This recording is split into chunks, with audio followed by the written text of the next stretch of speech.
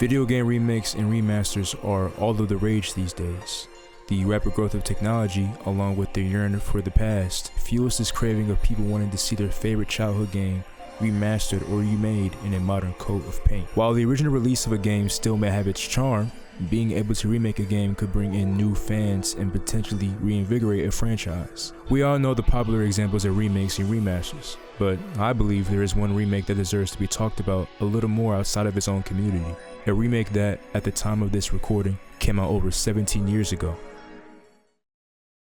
The Tomb Raider series is touted as one of the most legendary franchises in gaming. It's a pioneer in the action-adventure genre and features an iconic female protagonist, Lara Croft. The first entry in the series, just known as Tomb Raider, released in 1996 for the PlayStation, Sega Saturn, and the PC, and was met with universal praise. Critics praised it for its graphics and its revolutionary gameplay. The original Tomb Raider had lush environments, immersive action-adventure gameplay such as its staple platforming and climbing, and of course Lara's iconic dual-wielded pistols. The immense success of the game spawned multiple entries afterwards, further solidifying the series' legendary status. Now let's fast forward to 2006, it's the series' 10-year anniversary. At this point, the franchise was in need of a shakeup after the poorly received Tomb Raider Angel of Darkness. Crystal Dynamics, the series' new developer at the time, was tasked by series publisher Eidos Interactive to make a brand new game to bring the series back to the good graces of its fans. In April 2006, Tomb Raider Legend was released,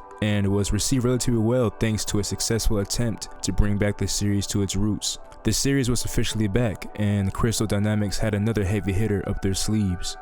The following year, Crystal Dynamics released a remake of the game that started it all. The name? Tomb Raider Anniversary. Developed using the same engine as Tomb Raider Legend, Anniversary was a complete remake from the ground up, not a remaster. A lot of the content from the original was fleshed out and expanded upon greatly. Anniversary was well received and further solidified the franchise's resurgence. But what I want to do today is look further into Tomb Raider Anniversary and go over what makes it a noteworthy remake in my eyes.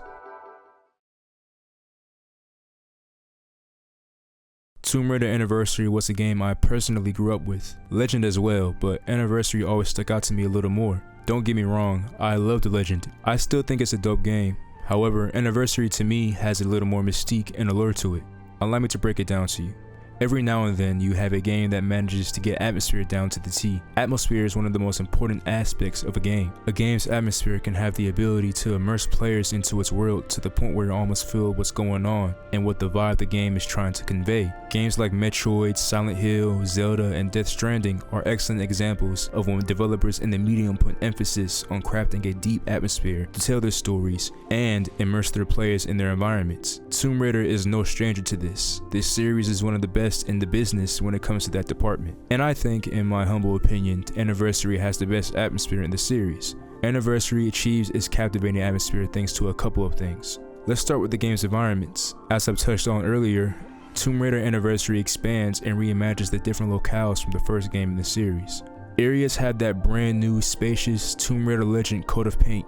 With the game being developed with a more up-to-date engine, at least at the time, it allowed the developers to convey the feeling of exploring vast, dark, ancient tombs even more than before. All of the areas are distinct and have this strong sense of mystery and, dare I say, dread. Not on the level of a horror game, but think more so along the lines of Metroid. Metroid is known for its isolation. You're a bounty hunter on a hostile alien planet, there to do your business. Its environmental storytelling and music puts great emphasis into making the player feel like you're exploring the hostile foreign environment on your lonesome, not knowing what's around the corner. That's what I mean with Anniversary. Its ambience is very similar to me, and I freaking love it. There are times when I will be walking through a corridor and I will be jump scared by a random enemy with that bombastic, frightening music. That feeling of the unknown is prevalent throughout the game, and it's accentuated by the fact that Lara has no companions in this game talking to her over comms, and the only humans you ever really see are the main enemies. But even then, the encounters are spread out. Tomb Raider Legend, Underground, and a lot of the other games have other humans shown in the game a lot more. Doesn't take away from what those games do right, but the sense of isolation is not as strong in some of those other games compared to Anniversary.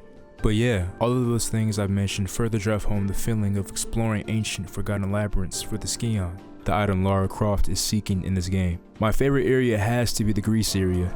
The Egypt level is a very close second though, but the Greece area felt extremely vast and looked beautiful, even 17 years later, and it has some neat puzzles and mechanics. So did the Egypt level.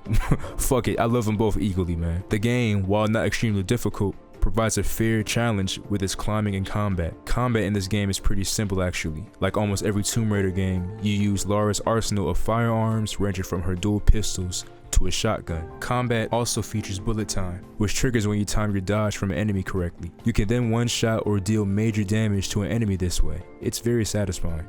The story remains the same from the original, well, for the most part. Lara's goal in this game is to continue her late father's legacy, find the Scion, and uncover the truth about its origins. She faces opposition from Natla and her gang, as she races to uncover the pieces before they do. Lara was never motivated by her father to uncover the Scion in the first place in the original. Depending on who you ask, that change is either well received or despised. Other than that, the story remains mostly the same.